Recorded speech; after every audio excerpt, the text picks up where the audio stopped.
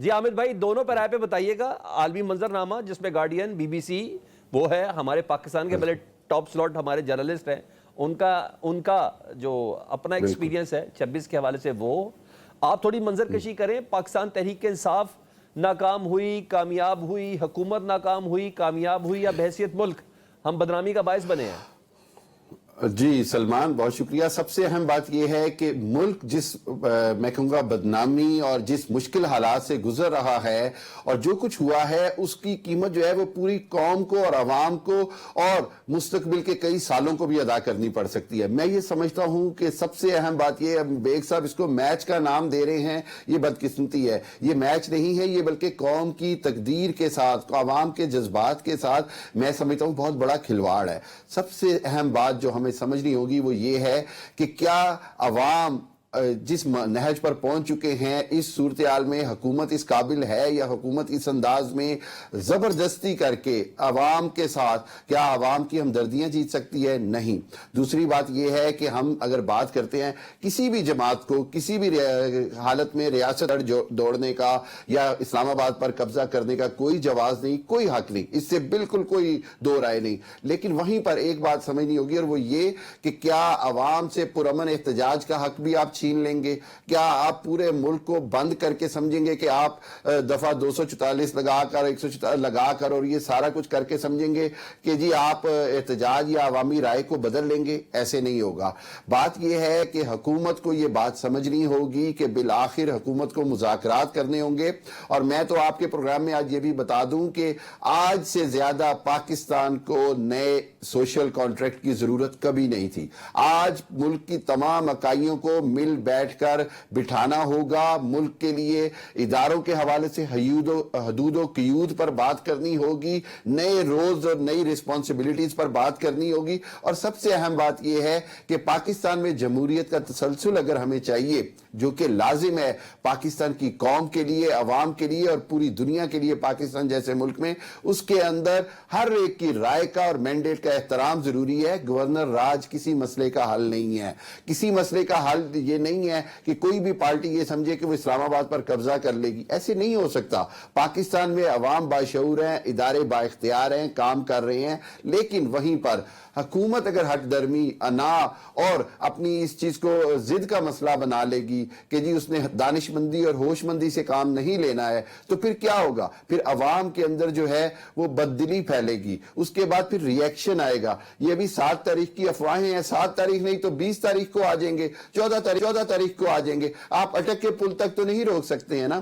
بلاول نے ٹھیک کہا ہے کہ جی کسی بھی صورت میں گورنر راج کے حق میں نہیں، فضل الرحمان گورنر راج کے حق میں نہیں. خود مسلم لیگ نون کے اندر میں بہت ساروں کو جانتا ہوں جو کسی حالت میں بھی گورنر راج کے حق میں نہیں ہے. حکومت کے اندر بہت سارے لوگ ہیں جن کی بڑی ریزرویشن ہے جو کچھ اسلام آباد میں ہوا. کہ خاص قسم کی ہدایت ہو. طارق فضل چودھری صاحب پروگرام میں آپ تھوڑا دیر سے شامل ہوئے، سب سے پہلے ویلکم آپ کو. عطا اللہ تارڑ صاحب کہہ رہے ہیں کہ گرفتار شرپسندوں کا تیزی سے ٹرائل ہوگا، اس سے کیا مراد ہے جی؟ ذرا تھوڑا بتائیں گے پلیز.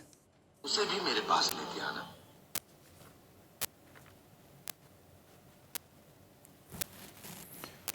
دیکھیں کوئی ایسی انہوں نے نئی بات نہیں کی ہے. اس کو بڑی آسان الفاظ میں اگر آپ کہیں تو یہ کہا جا سکتا ہے کہ لا ول ٹیک اٹس اون کورس.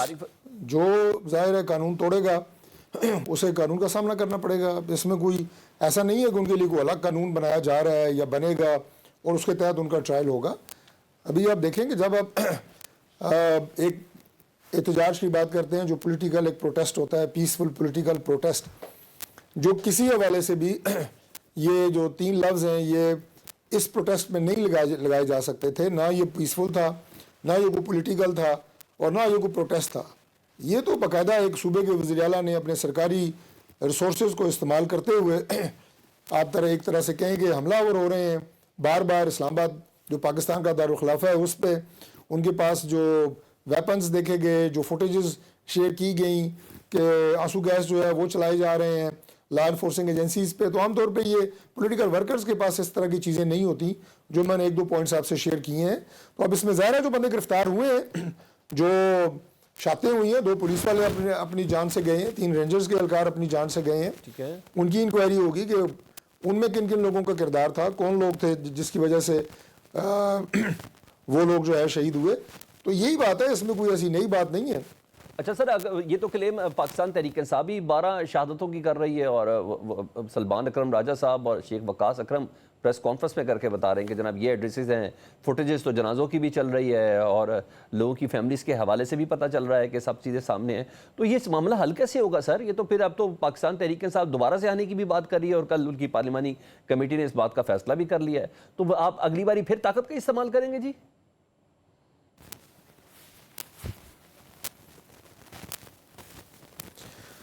دیکھیں, گزارش یہ ہے کہ ایک دوبارہ میں وہیں سے شروع کروں گا کہ ایک پرامن احتجاجی مظاہرہ کسی سیاسی جماعت کا, ادھر کوئی نہ اسے کسی کو خطرہ ہوتا ہے, نہ اس کے خلاف کسی طرح کا کوئی آپریشن ہوتا ہے, نہ یوز آف فورس کی ضرورت پڑتی ہے. لیکن اگر آپ فورس لے کے حملہ کریں گے تو پھر یوز آف فورس ہوگی. یہ تو ایک قدرتی بات ہے نا. اب مسلح بندے آپ لے کے آ رہے ہیں, 5 بندے اپنی منزل مقصود تک پہنچنے سے پہلے جو ڈی چوک تھی سو کالڈ, راستے میں آپ مار کے آئے ہیں. یہ پرامن احتجاج ہے. اور اس کے بعد آپ کہہ بھی رہے ہیں کہ ہم مریں گے, ماریں گے, نہیں چھوڑیں گے, کفن سر پہ ہم نے بندھے ہوئے ہیں, فلاں کیا ہو. یار یہ کوئی خوف خدا کریں, کوئی اس ملک پہ رحم کریں. کوئی سیاسی احتجاج سب نے کیے ہوئے ہیں, جیلیں سب لیڈرز نے دیکھی ہوئی ہیں, تحریکیں سب نے چلائی ہوئی ہیں, ہر جماعت نے چلائی ہوئی ہیں, لیکن اس انداز سے. اور دوسری بات آپ مجھے یہ بتائیں, یہ شرمناک بات نہیں ہے کہ آپ نے 200-250 لاشوں سے گنتی شروع کی کہ جی اتنا جھوٹا اور اتنا منفی پروپیگنڈا کہ جناب 200 سے زائد لوگ جو ہیں وہ مار دیے گئے ہیں.